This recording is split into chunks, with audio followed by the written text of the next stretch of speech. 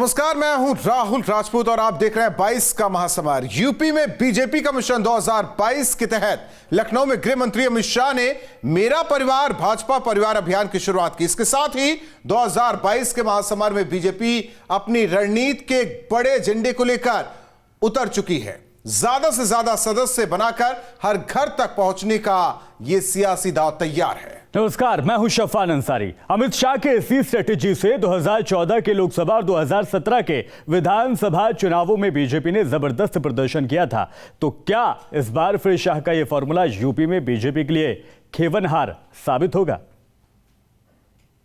इस तस्वीर को गौर से देख लीजिए। यही वो तस्वीर है जिसके जरिए प्रदेश के मुख्यमंत्री योगी आदित्यनाथ और देश के गृह मंत्री मंच पर गहन बातचीत करते नजर आ रहे हैं।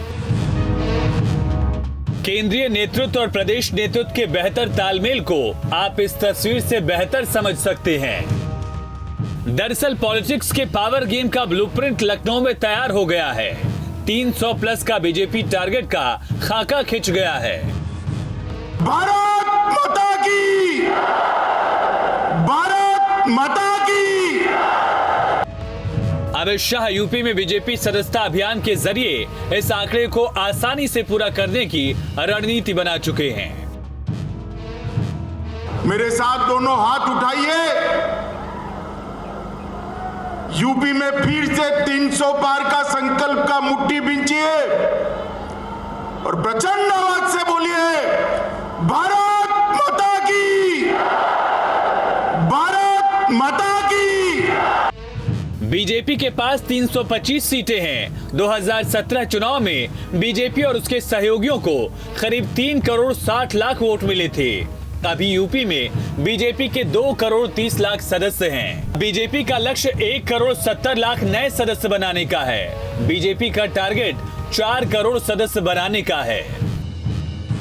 बड़े से बड़े स्ट्रेटेजिस्ट जिन्होंने यूपी में बीजेपी की बम्पर जीत को देखा और समझा है, वो बखूबी समझता है कि 2014 के लोकसभा चुनाव में शाह फॉर्मूले ने ही बीजेपी को यूपी में जबरदस्त कामयाबी दिलाई थी और 2017 में बीजेपी के हिस्से में 325 सीटें इसी फॉर्मूले की बदौलत आई थी।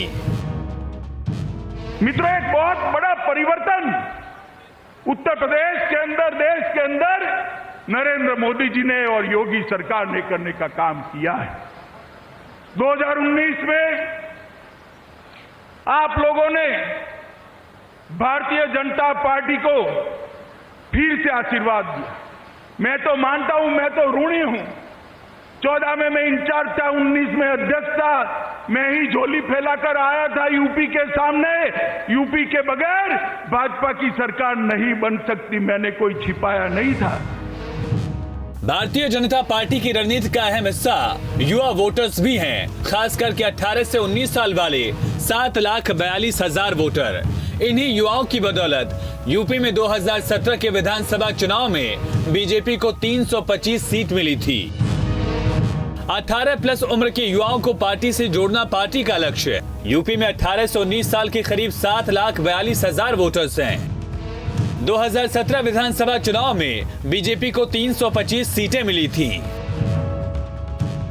मैं उन लोगों को आज एक कंपैरिजन कहने आया हूं। 2017 के पूर्व सपा बसपा के 15 साल के बाद जो यूपी को हमें दिया गया, वो देश की 7वें नंबर की अर्थव्यवस्था थी। जरा बोलिए, कौन से नंबर की? और हम चुनाव में जा रहे हैं, आज यूपी देश की 2 नंबर की अर्थव्यवस्था बन चुका है। बीजेपी बाकायदा अपने नए सदस्यों को पार्टी से जोड़ने का जिम्मा मंत्रियों, विधायकों और सांसदों को दे चुकी है। रणनीति बेहद सीधी है। जितने ज्यादा मेंबर, उतनी ज्यादा प्रदेश में पहुंच और उतना ही ज्यादा वोट।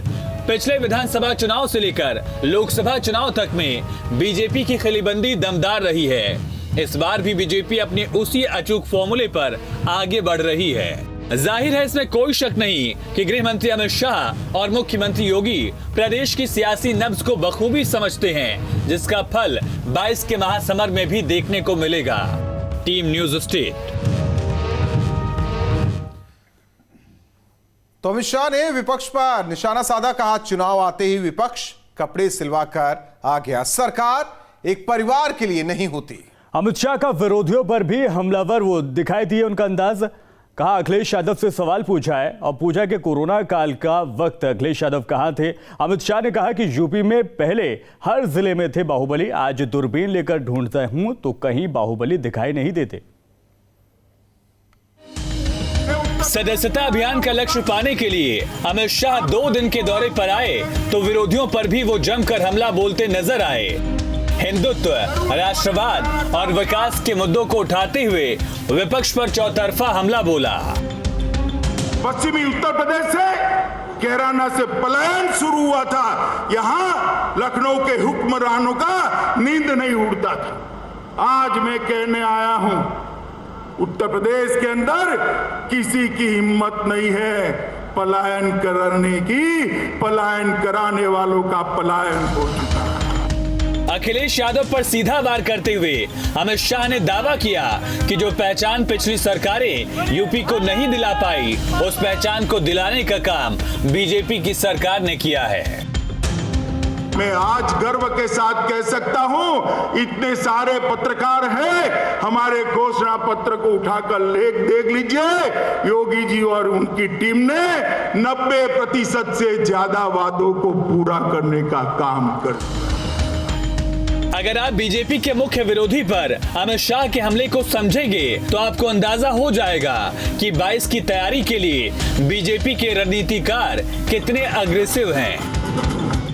एक हिसाब जरूर आप हमारा भी हिसाब मांग सकते हो। योगी जी है, योगी जी से मांगिए, हमारे प्रदेश अध्यक्ष से मांगिए, हमारे उप मुख्यमंत्री से, जो हिसाब मांगना है मांगिए।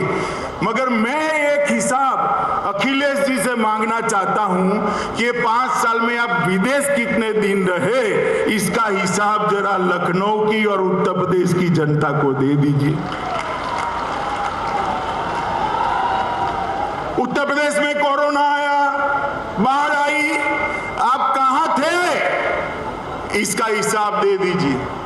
मित्रों, ये लोगों ने शासन स्वयं के लिए, परिवार के लिए और ज्यादा से ज्यादा सोच बहुत बड़ी हो गई तो अपनी जाति के लिए किया है। इसके अलावे किसी के लिए शासन नहीं किया। गृह मंत्री ने बाहुबलियों के दम पर चलने वाली पिछली सरकारों को आड़े हाथों लिया।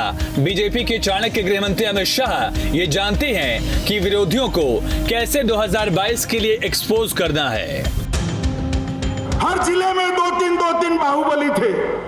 दूरबीन लेकर मैं ढूंढता हूं, कहीं पर बाहुबली दिखाई नहीं पड़ता है। भाई कहे पर लखनऊ के इस मंच से अमित शाह ने साफ कर दिया कि जो हिसाब जनता लेना चाहे ले सकती है, लेकिन क्या विरोधियों के पास जनता के सवालों का जवाब है? बीजेपी के रणनीतिकार जानते हैं कि प्रदेश में प्रचुर कमल खिलाना है तो जन जन तक पहुंच बनानी होगी और दूसरी तरफ अपने विरोधियों को भी एक्सपोज करना होगा। भाजपा की कोशिश है कि इस अभियान के तहत अगले चुनाव तक पूरे प्रदेश में तकरीबन 1.5 करोड़ नए सदस्यों को पार्टी के साथ जोड़ा जाए। हालांकि इस मौके पर आज अमित शाह ने भाजपा की जो चुनावी गाड़ियां हैं, यानी कि जो प्रचार की गाड़ियां हैं, उनको भी यहां से हरी झंडी दिखाकर सभी 75 जिलों में रवाना कर दिया।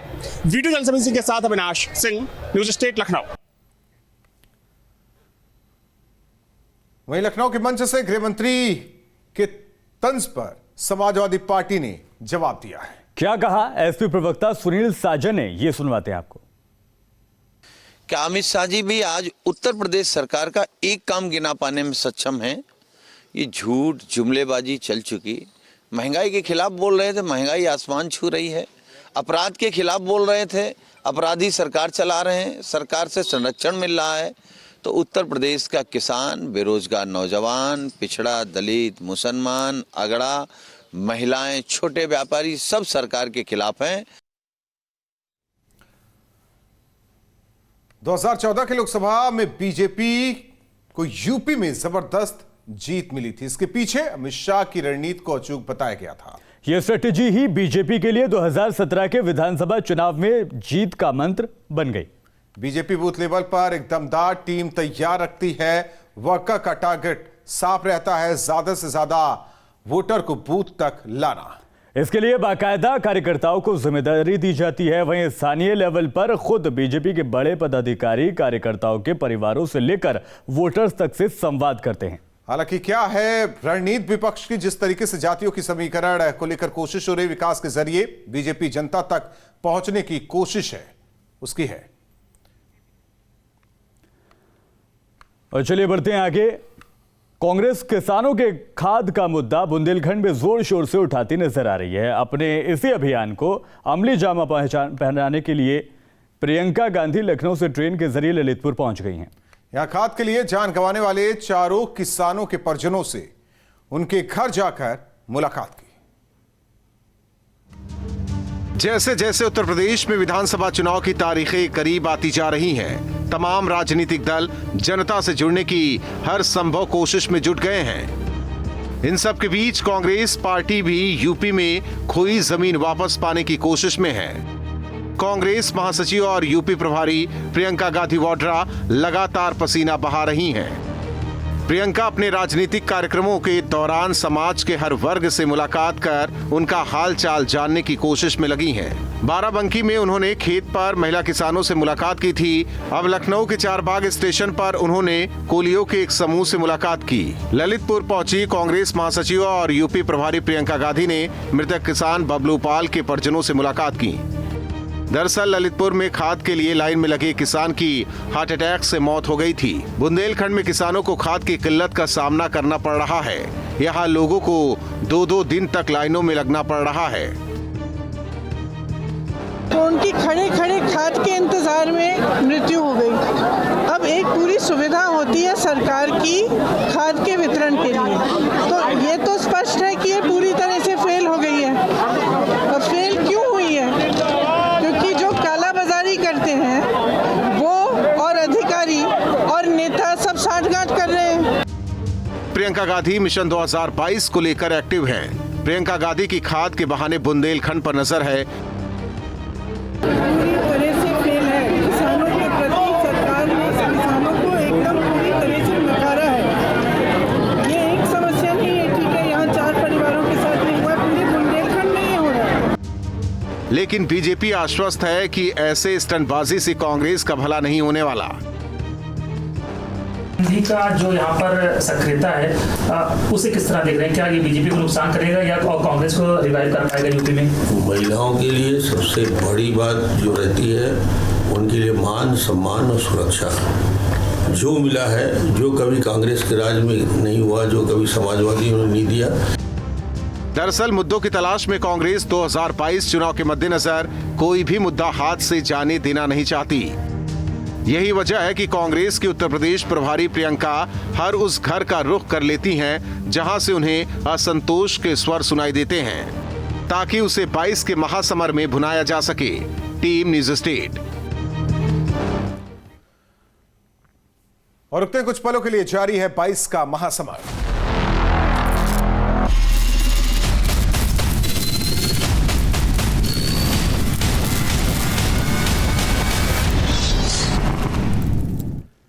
सियासी जोर आजमाइश में एक बड़ा फैक्टर है राजनीतिक यात्राएं। वो यात्रा नहीं जो नेता करते, बल्कि वो यात्रा है जिसे बड़े नेता हरी झंडी दिखाकर रवाना करते हैं, ताकि माहौल बनाया जा सके। उत्तर प्रदेश में विपक्षी दलों ने भी अपनी अपनी यात्राएं निकाल दी हैं। कोई परिवर्तन यात्रा निकाल रहा है, तो कोई प्रतिज्ञा यात्रा, तो कोई तिरंगा यात्रा। लेकिन जिन जोश खरोश के साथ ये यात्राएं शुरू हुई, उतनी ही तेजी से इन यात्राओं की हवा भी निकल रही है। रिपोर्ट आपको दिखाते हैं। यूपी में ढोल नगाड़े और कयामत ला देने के नारे के साथ सियासी यात्राएं निकल चुकी हैं। ताबड़तोड़ यात्राएं कांग्रेसी, समाजवादी और आम आदमी पार्टी तो इसमें लीड ले चुकी है। लेकिन अहम सवाल, क्या चुनावी यात्राएं पूरे कार्यकाल में गायब रहने वाले नेताओं की तलाश बनकर रह गई हैं? कम से कम प्रदेश में इन विरोधियों को देखकर तो ऐसा ही लग रहा है। सियासी पैंतरेबाजी में राजनीतिक यात्राएं माहौल बनाती हैं और माहौल बताती भी हैं। पिछले दिनों प्रियंका गांधी ने बाराबंकी में प्रतिज्ञा यात्रा को हरी झंडी दिखाई। लगातार वो दौरे पर दौरे भी कर रही हैं, लेकिन इसका आम जनमानस पर कितना असर होगा? देखिए, और पार्टियों का हम नहीं जानते कि क्या चल रहा है, लेकिन कांग्रेस जिस तरीके से लगातार जनता के बीच में है, और मुख्य विपक्ष में अगर कोई है तो सिर्फ कांग्रेस है, बाकी विपक्ष सिर्फ ट्विटर और सोशल मीडिया पे ही लगातार जनता के बीच बना रहा। तो जनता ये सब समझ रही है कि कौन उसके साथ खड़ा है, कौन नहीं खड़ा है। सच तो यही है कि यात्राएं अब बेअसर होती जा रही हैं। पब्लिक को जोड़ पाने में फिलहाल नाकाम है। यात्राओं के दौरान भीड़ जुटाना मुश्किल हो जाता है। कार्यकर्ताओं के अलावा रैलियों में जनता भी नहीं दिखती। परिवर्तन यात्रा बुनियादी तौर पे आप देखिए तो जिलों से ही निकल रही हैं। अभी तो लखनऊ यात्रा आई ही नहीं। महोबा, झांसी, बिजनौर, मेरठ, यहाँ जिला जिला और गांव-गांव यह यात्रा चल रही है और सड़कों को आबाद कर रही है। बीजेपी के झूठे वादों और प्रचार प्रसार से जनता इस कदर त्रस्त हो चुकी है कि वो रैलियों और यात्राओं को गंभीरता से नहीं ले रही है। आज जनता बदलाव के मूड में है। वो 2022 में बीजेपी को सत्ता से उतारना चाहती है और उसी के इंतजार में। ऐसा नहीं है कि चुनावी यात्राओं के फ्लॉप शो का ठीकरा सिर्फ विपक्षी पार्टियों के सिर पर फूट रहा है। बीजेपी की आशीर्वाद यात्रा में भी भीड़ मन मुताबिक नहीं जुटी। चुनाव से पहले अलग अलग यात्राओं के जरिए पार्टियां एक माहौल तैयार करती हैं, लेकिन लगता है कि इस माहौल में लोगों की रुचि नहीं है। यूपी में बीजेपी समेत विपक्ष ने कई यात्राएं शुरू की हैं।